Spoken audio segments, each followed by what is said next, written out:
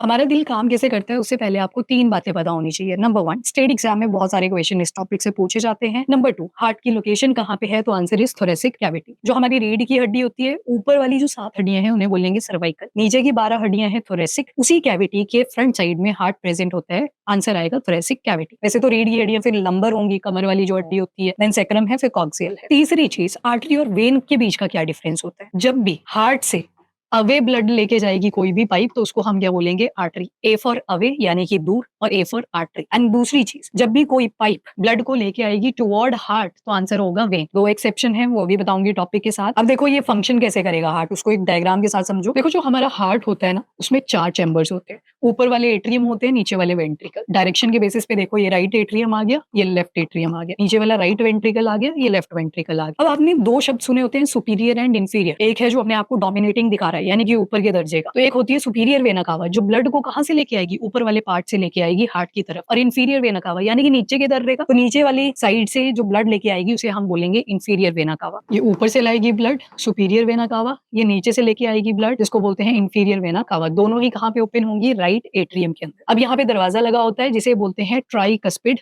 Valve. ये खुल जाएगा और सारा का सारा डीऑक्सीजनेटेड ब्लड कहाँ आ जाएगा? राइट वेंट्रिकल के अंदर। अब राइट वेंट्रिकल से ही एक आर्टरी जाती है और उस आर्टरी का नाम है पल्मोनरी आर्टरी, और ये डायरेक्टली अटैच कर जाएगी लंग्स को। और लंग्स को क्या बोला जाता है? Respiratory organ. और रेस्पिरेटरी ऑर्गन के अंदर भी एक्चुअल रेस्पिरेटरी साइट होती है एल्वियोलाई।